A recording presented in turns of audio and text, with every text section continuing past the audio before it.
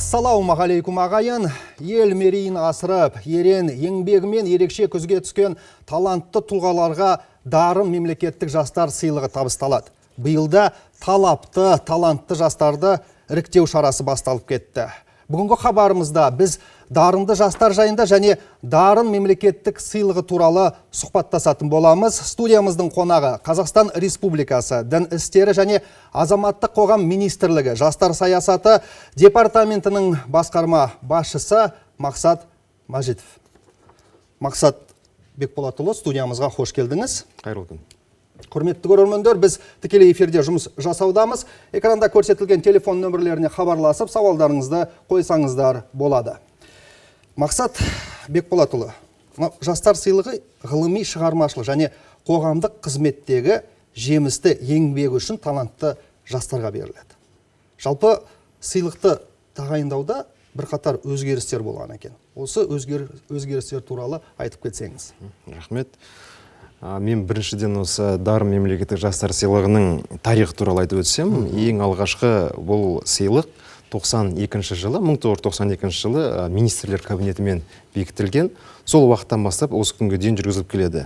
Жаңағы сіздің айтып өткен ұсынысыңызға өзгерістерге айтып өтсем, былтырғы жылы біз өзгеріс енгіздік. Бұған дейін осы мемлекеттік жастар дарын сыйлығы 2 жылда 1 рет беріліп, олардың қатысушылардың жас мөлшері 35 жасқа дейін болған.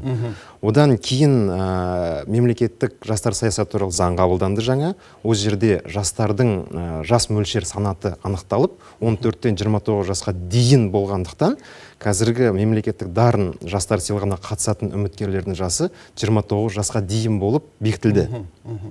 Ал одан басқа, бұрынғы жылдары 2 жылда 1 рет берілетін болса, қазірден бастап, осы былтырғы жылдан бастап, жыл сайын беріледі. Жыл сайын беріліп жатыр. Енді жалпы осы үміткерлер қызығушылық бар ма осы дарын сыйлығына? Үміткерлердің арасынан жалпы елімізде. Енді айтпағым, биыл 2 рет емес, енді жыл сайын өткізіліп тұрған себебі осы шығар, иә? Қызығушылық бар ма, жоқ па? Қызығушылық әрине бар. Осыған дейінгі жүргізген жұмыстардың нәтижесінде біз сараптама жасадық. Оған дейін үміткерлермен тапсырған құжаттардың саны 100-дің маңайында болса, 2016 жылы бұл көрсеткіш 130-дан астам болды. 2017 жылы бұл көрсеткіш 2 есеге артып, 213-ке дейін жетіп отыр. 213-ке дейін.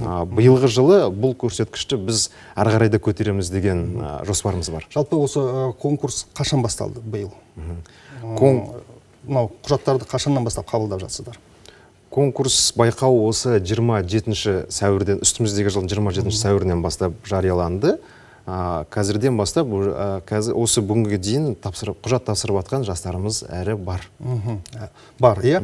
Мынандай ғой, осы дарын мемлекеттік сыйлығын алу үшін қандай номинациялар бойынша жаңағындай тапсыру керек құжаттарды? Қандай өтініштер беру керек, қандай құжаттарды тапсыру керек, сол туралы бір кеңірек айтып кетсеңіз. Бұл жерде осы дарын мемлекеттік жастар сыйлығын тапсыру бойынша арнайы үкіметтің қаулысымен бекітілген. Бұл жердегі ізденуші адам өзінің арнайы осы анкета толтырады, өзінің жеке басын куәландыратын төлқұжатын тапсырады.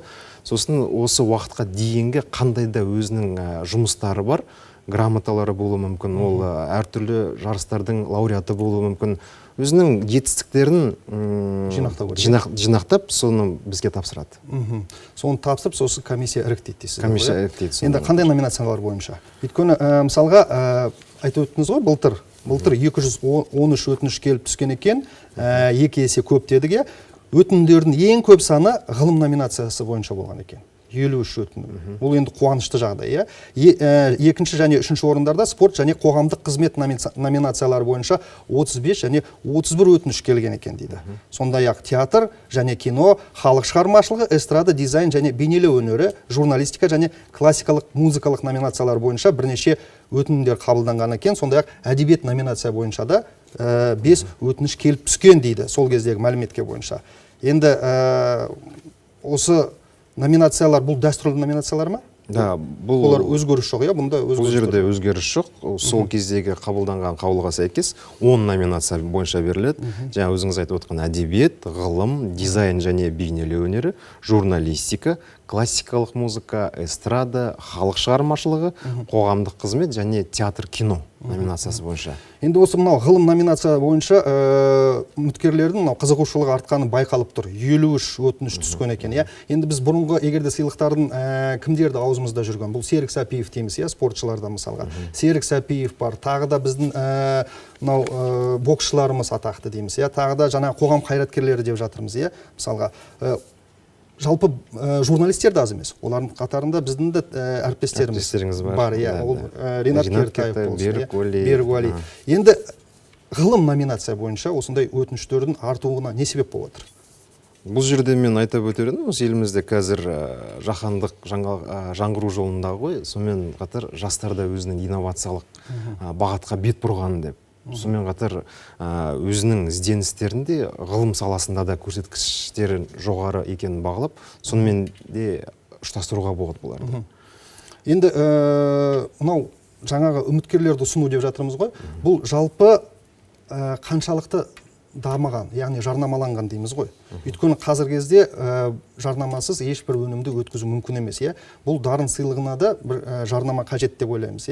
Жалпы аймақтарда қаншалықты қызығушылық білдіріп отыр осы дарын сыйлығына қатысуға. Енді мынандай бір тағы мәлімет бар екен. Елордадан 95 адам, Алматыдан 31, Павлодар облысынан былтыр 19 адам өтінім ұсынған екен. Ал өтінімдердің 50%-дан астамы аймақтардан және 6%-ы ауылдық жерлерден келіп түскен екен дейді.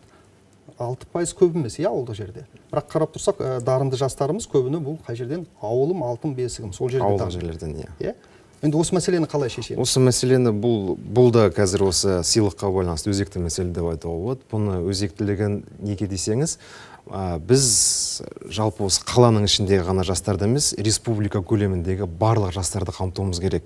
Негізгі мақсат. Мақсат Бекболатұлы. Қазір көрерменіміз бар екен, бізбен хабарласып тұрған. Қайырлы күн. Қалай саламатсыздар ма? Қайырлы күн, тыңдап тұрмыз сізді. Менің сұрағым, мысал үшін біз Қайрат Нұртас, Әли Оқапов сияқты дарын сыйлығының иегерлерін білеміз. Ал бірақ та мынау ғылымда жүрген, өндірісте жүрген жастардың атын біз неге білмейміз? Сол туралы. Сұрақ түсінікті ғой, ғылым саласындағы есімдерді білмейміз дейді. Жаңағындай белгілі өзіміздің әртістерімізді, оларды білеміз дейді. Ал мынандай ғылым саласында еңбек етіп жүрген жаңағы азаматтарды неге білмейміз деп жатыр сұрақ. Дұрыс сұрақ. Жаңағы сол ғылымға байланысты айтып өткенім сол, 53 өтініш алған екен, бірақ біз есімдерін біле бермейміз.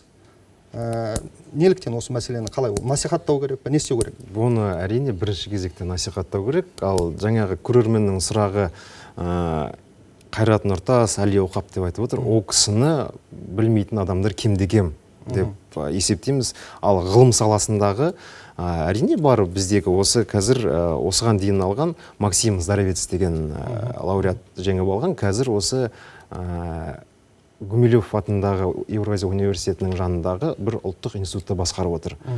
Сондай танымал азаматтарымыз бар. Яғни енді осы ынталандыру ғой. Ең бастысы сыйлықтың мақсаты осы емес пе? Ынталандыру. Мемлекеттік қолдау, көрсету. Мемлекеттік қолдау, ынталандыру.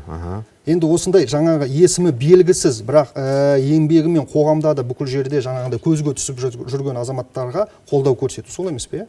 Жаңа енді сұрағымызға тағы да оралатын болсақ, қайтадан мынау насихаттау жұмыстары деп отырмыз. Ауыл аймақ деп сұхбатымызды жалғастырсақ. Мен жаңағы жалғастырып өтейін. Қазіргі осы уақыт кезінде республикалық деңгейде бұл дарын мемлекеттік жастар сыйлығы болса, қазіргі уақытта өңірлерде де осы жас дарын деген сыйлықтарды жүргізуде. Мысалы үшін Астана дарыны былтыр осы жерде өткен, Қарағанды облысында Қарағанды дарыны деген бар, Батыс Қазақстанда Ақжайық жастары деген бар, Ақжайық дарыны деген бар. Сондай әр өңірде өзінің дарын сыйлықтарын өткізіп, және де содан іріктеп алғандарды бізге де жіберіп қатысуына болады. Бұл мен не айтқым келеді? Бұл жерде де осы дарын сыйлығына республикалық деңгейге қарағанда, мысалы үшін әрбір ауылда жүрген бала өзінің республикамыз облысына не болып жатқанын қарап отырады. Хабардарды сол жерден жақын алады. Сондықтан хабарды ақпараттандыруды сол облыстық деңгейден бастап осы республикаға дейінгі түсіп таратса, ол барлық жастарға ақпарат жетеді деген ойдамыз. Енді онымен кім айналысады? Ол жерде айналысып отқан қазір біздің министрлікте уәкілетті орган жастар саясаты департаменті біз, ал жергілікті жерлерде әкімдіктердің жанындағы жастар саясаты мәселелері басқармалары құрылған, солар жұмыс жасап жатыр қазір. Қайда хабарласу керек көрермендеріміз? Көрермендер біздің осы хабарландыру ұйымдастырылған, жарияланған кезде ақпарат біздің министрліктің сайтында ақпарат ілініп тұр. Қай жерге қандай құжаттар тапсыру керек екені, ол жердегі электрондық почта, телефон, қандай да бір өздерін толғандырып жүрген сұрақтар, мысалы үшін құжаттарды қалай тапсырамын, қандай құжаттар керек деген соншалықты өздеріне қажетті сұрақтарды бізге хабарласып алады. Бізге қазіргі күнде хабарласып отқан адамдарды күнделікті бір 100 шақты адам хабарласады. 100 шақты адам хабарласады, звондап, телефон соғып, сонымен хабарласып жатыр. Енді бұны үйлестіру қалай болады? Сыйлықты үйлестіру мәселесі. Жаңағындай бұрындары бір орынға бірнеше адам болатын, қазіргі кездері бұған да шектеу қойылды деп естідік. Солай емес пе? Да, бұған да шектеу қойылды. Былтырғы өзгерістерге байланысты жыл сайын берілетін болғасын әр номинация бойынша 2 үміткерден ғана деп шешілді. Әйтпесе, оған дейінгі 2 жылда бір рет берілген сыйлыққа шектеу болмаған, бір номинацияға 4 адам, 5 адам ала беретін болса, қазіргі уақытта жыл сайын берілетін болғандықтан, ол бір номинацияға 2 үміткерден артық лауреат өте алмайды. Яғни 10 номинация бойынша, сонда 10 номинация 20 адам болады. 20-дан артық қабылдамайсыздар, солай ғой? 20-дан артық қабылдамағанда бұл жерде бұндай бар. Мысал үшін... Іріктеу, жаңа айтып отырмыз ғой, іріктеу. Одан да көп болуы мүмкін, бірақ кім оны іріктейді? Соның ішінен іріктеп алынады. Мен жаңа сізге тағы бір қосып өтерім. Мысалы, егерде эстрада номинациясын алсақ, ол жерде бір топ группа тапсыру мүмкін. Топтың ішінде 4 адам или 5 адам болуы мүмкін. Егер олар өткен жағдайда, соларға бөлінген қаражат, жаңа 4-еуінің арасында тең бөлінеді, олар бір номинация болып есептеледі. Бәрі де марапатталады, төс белгісімен, мақтау қағазымен бәрімен алады, бірақ олар бір номинация болды. Енді қараңыз, ең қызығы, жаңа айтып кеттіңіз, сыйлық, ақшалай сыйлық. Көлемі қанша? Қазіргі күні бір номинация бойынша бұның ақшалай сыйлығы 200 мың теңге. 200 мың. 10 номинацияға барлығы қазір 2 миллион. Алайда қазіргі кезде біз министрлік тарапынан бұл мәселені зерделеп, бұның ақшалай қаражатын арттыру бойынша жұмыс жүргіздік. Бұл біздің бастамамыз үкімет тарапынан қолдау тапты. Қазіргі күні мүдделі мемлекеттік органдармен бірлесіп, осы арттыру бойынша жұмысты жүргізіп жатырмыз. Біздің жоспар бойынша 2-3 есеге арттырамыз деген 2-3 есеге арттыру жоспар бар. Керемет екен, керемет. Әрине енді қазіргі кезде бұл үлкен қолдау болады деп ойлаймыз, иә? Әрине. Жалпы мынау үміткерлердің еңбегі қалай бағаланып жатады? Біз айтып жатырмыз ғой, мынау деректерін жаңа айттық қой, оның шынайылығы қалай тексеріледі? Мысалға, жаңағындай ауылды жерлерден 10 адам жібердік дейік, бір номинацияға. Қалай іріктейсіздер? Кімдер іріктейді оны? Бұл іріктеу болған кезде бұл дарын сыйлық конкурс жарияланды. Конкурс жарияланып өз уақытына жетеді. Сосын министрліктің жанынан арнайы комиссия құрылады. Комиссияның құрамына бізде Қазақстан Республикасы парламент депутаттары, мемлекеттік органдардың өкілдері, қоғам қайраткерлері, шығармашылық одақтардың мүшелері, әртүрлі жанрдағы адамдарды жинақтап, сонымен комиссияны құрылады. Комиссияның төрағасы министр өзі төрағалық етеді. Сонымен әр номинация бойынша бізде осы комиссияның ішінен 6 секция құрылады.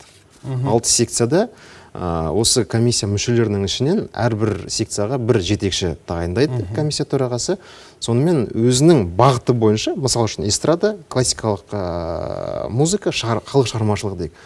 Сол жерден жеке комиссия құрылады да, сол жаңағы тапсырған құжаттарды сол кісілер қарап қабылдайды. Қай уақытқа дейін жүргізіледі? Қазіргі күні 27 сәуірде жарияланған конкурс 1 тамызға дейін. 1 тамызға дейін құжаттар қабылдаймыз. Сыйлықты дәстүрдегідей сол жылдың аяғында. Жылдың аяғында дәстүрдегідей бұл Қазақстан Республикасы тәуелсіздік күні қарсаңында салтанатты түрде марапатталатын болады. Мақсат Бекболатұлы, студиямызға келіп қызықты ақпаратпен бөліскеніңіз үшін сізге табыс тілейміз. Бұл сыйлықтарымыздың игерлері көп болсын. жаңағындай белгісіз жүрген, жаңағы ауылдағы жүрген жаңағы жастарымызға бұл үлкен қолдау болады деп есептейміз. Құрметті көрермендер, сәтті күнде жүздескенше.